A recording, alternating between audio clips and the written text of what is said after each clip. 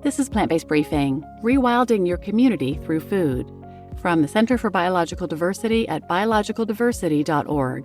And I'm Marian Erickson. This is the Plant-Based Podcast where I curate articles on plant-based and vegan living, narrate them to you here with permission in about 10 minutes or less every weekday, and I'm pleased to have permission from the Center for Biological Diversity to share their content. So now let's get to today's Plant-Based Briefing.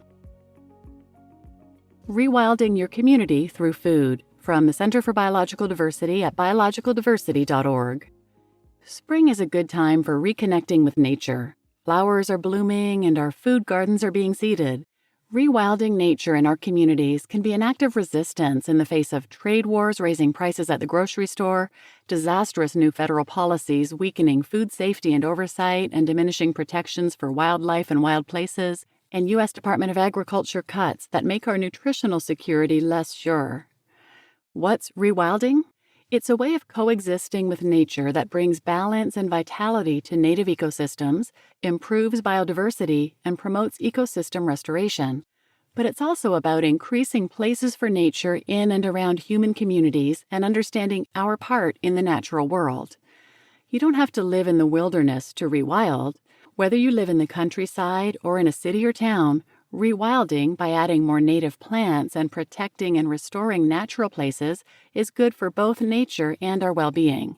Of course, we all need to fight hard to protect the wild and our democracy at the federal level. Find out how linked here. At the same time, you can do plenty at the local level.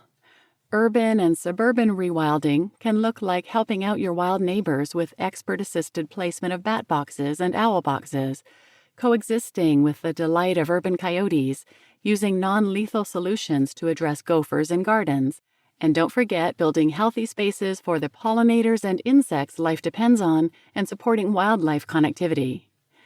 The center's staff are big fans of boosting biodiversity with organic food gardens.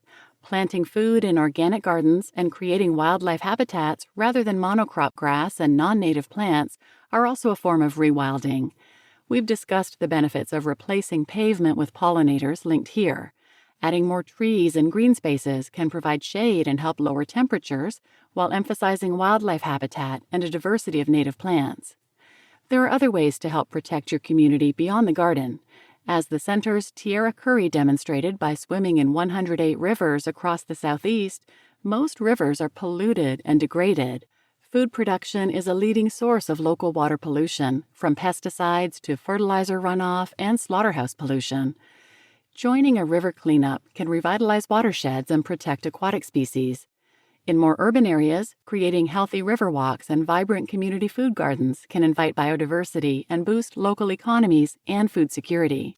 Signing up for community-supported agriculture, or CSAs, and supporting farmers markets, local food banks, and co-ops can add food justice to your arsenal of environmental advocacy. As we explained last month, USDA has cut over $1 billion in local food funding that goes to schools and food banks. This could devastate rural economies and small farmers.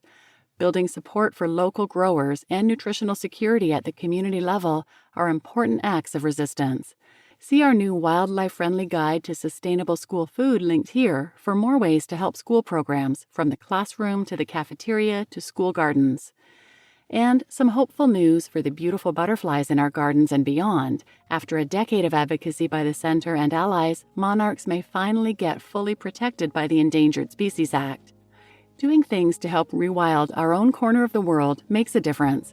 Building a healthier world together by rewilding our communities is good for wildlife and for people.